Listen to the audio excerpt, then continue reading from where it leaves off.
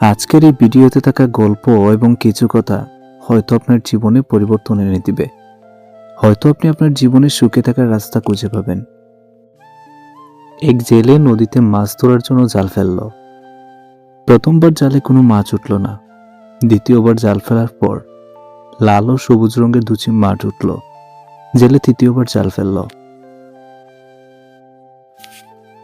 এবার তার জালে অদ্ভুত ধবধবে সাদা এক ধরনের মাছ উঠল। সে এর আগে কখনো এ ধরনের মাছ দেখেনি। মাছটি হাতে পেয়ে জেলে ভাবল, বাজারে এই মাছের চড়া দাম পাওয়া যাবে। জেলে যখন মাছ বাজারে নিয়ে আসলো, তখন চারপাশে মাছটি দেখার জন্য অনেকে ভিড় জমে গেল। অনেকেই মাছটি কিনতে চাইল। সবচেয়ে বেশি দাম উঠল 10,000 টাকা। কিন্তু জেলে ভাবলো আরো দাম উঠবে। অনেকক্ষণ ভেবে জেলে ঘোষণা দিল, 30,000-এর কমে এই মাছ বেচবে না। এই মাছ পৃথিবীতে এক পিসই আছে। একজন বিচক্ষণ ব্যক্তি জেলের ঘোষণা শুনলেন। তিনি জেলের কাছে গিয়ে বললেন, আমি মাছ কিনব, তবে একটা শর্ত আছে। মাছের টাকা দিব 30 দিন পর, কিন্তু এই 30 দিনের মধ্যে যদি এই মাছ আর একটা বাজারে দেখা যায়, তাহলে কোনো টাকা দিব না। জেলে তার শর্তে রাজি হলো। 30,000 টাকায় মাছ বিক্রি করে সে মনের আনন্দে বাড়ি ফিরে এলো। দেখতে দেখতে 30 দিন পার হয়ে গেল। এই 30 দিনে জেলে নদীতে জাল ফেলেনি। বাড়িতে বসে অলস সময় কাটিয়ে সে শুধু গুনছিল কখন 30 দিন পার হবে। অলস সময় কাটানোর ফলে সে ঋণগ্রস্ত হয়ে পড়েছে। 30 দিনতম দিন সকালবেলা জেলে বাজারে যাওয়ার জন্য প্রস্তুত হচ্ছে। এমন সময় সে দেখল, যেই ক্রেতা তার কাছ থেকে মাছ কিনছিলেন, তিনি স্বয়ং জেলের বাড়িতে মুখ বন্ধ বালতি নিয়ে উপস্থিত হয়েছেন। জেলে খুশি হয়ে ভাবল, লোকটি হয়তো তার মাছের দাম দিতে এসেছেন। কিন্তু তার এই খুশি বেশিক্ষণ স্থায়ী হলো না।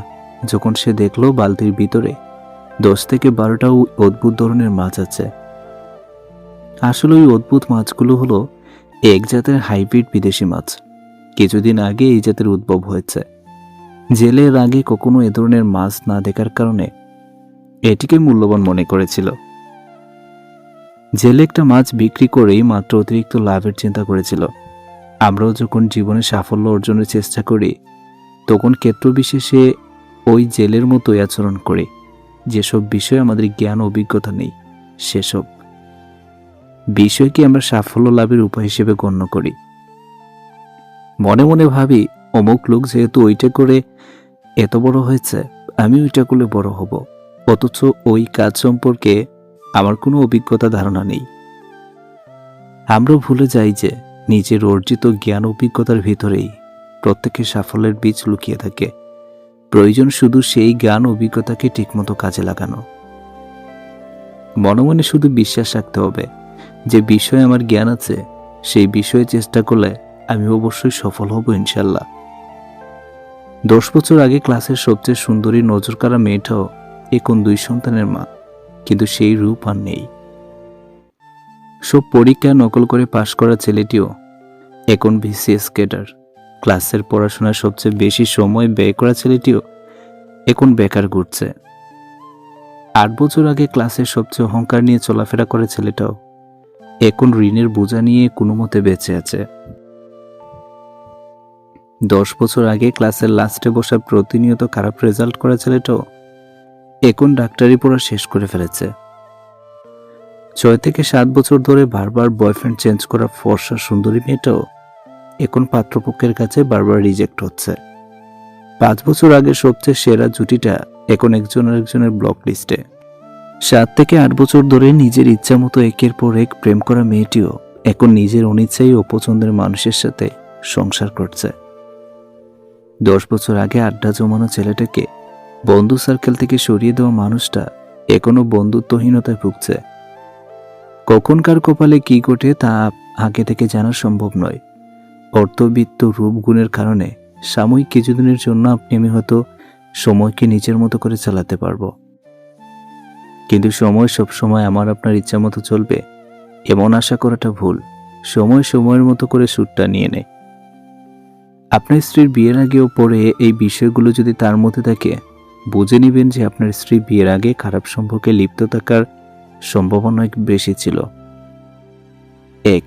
বিয়ের আগে একাধিক ছেলেবন্ধু থাকা। 2. মা বাবার কথার বাইরে চলা। 3. বিয়ের আগে উপরে অতিরিক্ত অনলাইনে আসক্ত থাকা। 4. বিয়ের প্রথম প্রথম আপনাদের একান্ত সময় তার মধ্যে স্মার্ট ভাব থাকা এবং লজ্জাশরম থাকা। 5. বিয়ের প্রথমে বাচ্চা নিতে অস্বীকার করা। 6. বিশেষ করে বিয়ের প্রথম প্রথম শারীরিক সম্পর্কের প্রতি তার অধিক ইচ্ছা থাকা এবং এই ইচ্ছেটা যদি আপনার আগে স্ত্রী দেখায়।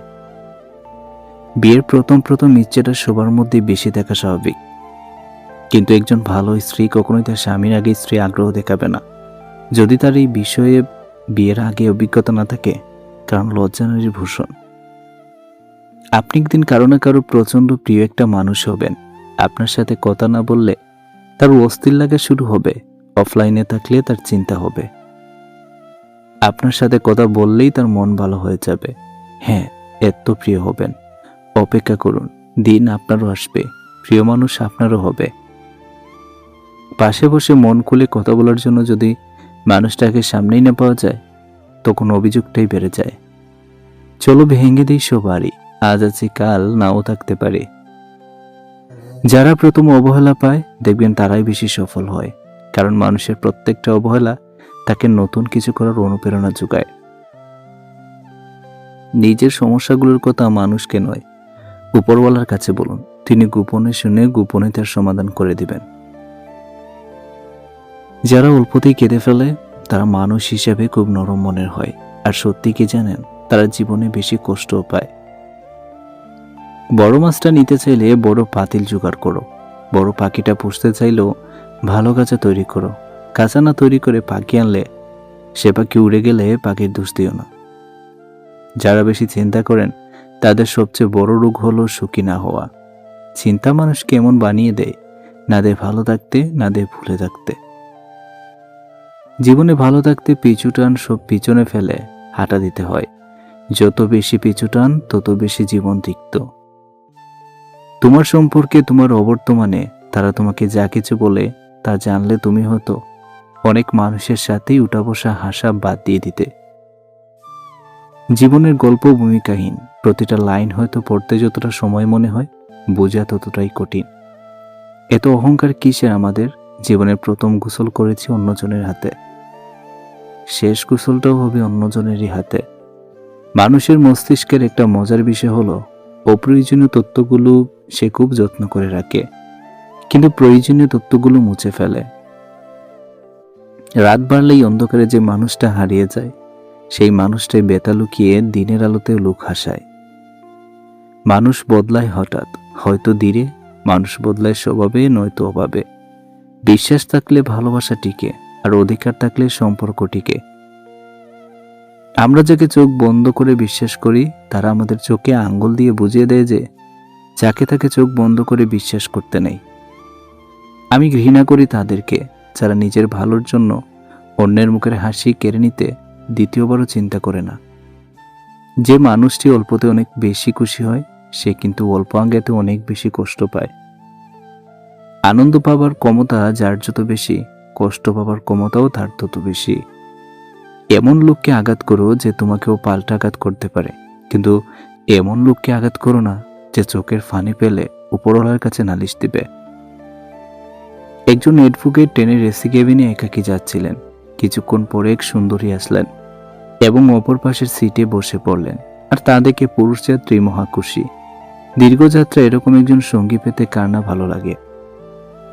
আর সে যদি হয় কোনো সুন্দরী, তবে তো আর কোনো কথাই নেই। সুন্দরী এবার উকিল সাহেবের দিকে তাকিয়ে একটা মিষ্টি হাসি দিলেন, আর উকিল সাহেবের মনে হলো তিনি একটি হার্টবিট মিস করলেন। কিছু সময় পরে সুন্দরীটি অপর পাশ থেকে উঠে এসে একেবারে তার পা ঘেঁষে ঘেঁষে বসলেন, আর এদিকে খুশিতে তো উকিল সাহেবের হার্ট অ্যাটাক করার দশা। সুন্দরী মহিলা পুরুষটির পেশাগত পরিচয় ধারণা করতে পারেনি, তাই এবার তার কানের কাছে মুখ নিয়ে আস্তে আস্তে বলল, তোমার মানি ব্যাগ, মোবাইল, টাকা পয়সা যা কিছু আছে সব আমাকে দিয়ে দাও, না হলে আমি এখন ডেকে লোক জড়ো করব। সবাই তোমাকে গণধুলাই দিবে। পুরুষ যাত্রী এমন ভাব দেখালেন যেন তিনি কিছুই শুনতে পাননি। তিনি হাত দিয়ে ইশারা বোঝাতে চাইলেন তিনি বধির, তাই কানে শুনতে পান না।